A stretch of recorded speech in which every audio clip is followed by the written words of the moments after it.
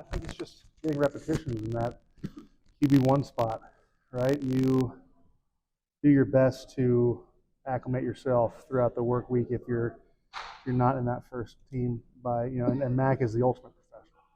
But there's something different to actually getting those reps. So for him, I know he's got a fire underneath him this week. I think we all do, and we're excited to get some more practice with him.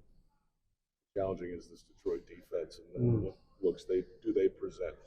Well, not only is it a good scheme that they run, but individually they have talent all over the defense. I think especially the interior of that defensive line is a good. And of course they got Za'Darius, who's a great player, and those linebackers, whether they're in base or nickel, pose challenges of their own. So,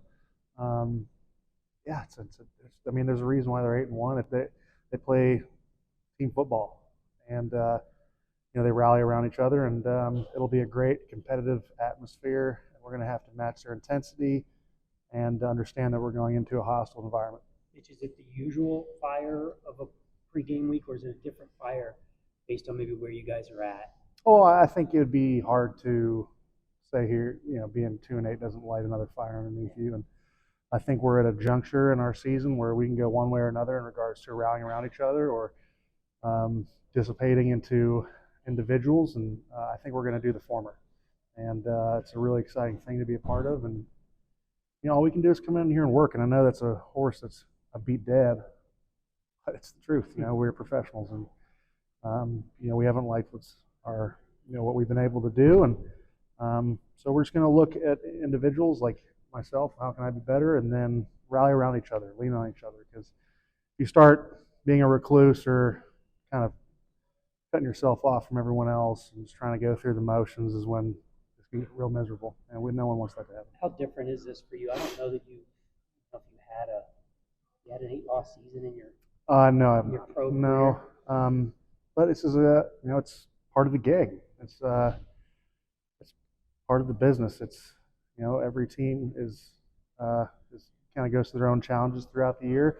We've definitely had our own, and we're gonna attack the work weeks no matter what the record is, and go out swinging.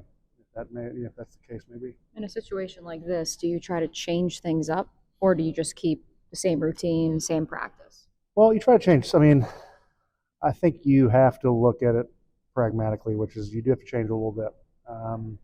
Now, are we going to just flush everything down the toilet and start over? No, but I think individually you look at what maybe might not be clicking throughout the week, and sometimes it's minute changes, sometimes it's big ones, and I don't think whatever you do, it's not hitting panic mode. It's understanding that some things might have to change because we're just not satisfied with where we are.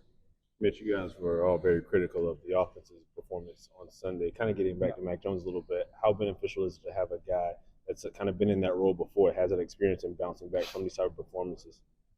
Yeah, well, Mac's a pro, and he's been there before, and he's such a competitor, and the only thing that I'm not a fan of is how much he puts on weight he puts on his shoulders, and that's the problem you have, and that's a good one. So we're just going to try to make his job as easy as possible, understand that QB position is a unique one, and come out and just compete and put our best foot forward come Sunday, because we're going to need to.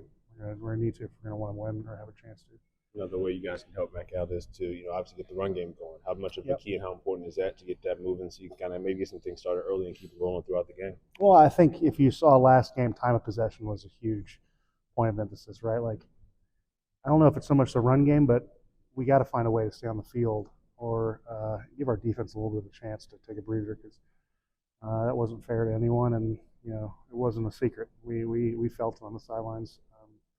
So if that means incorporating the run game or doing whatever we need to, we're going to try our best. Thank you. Thanks.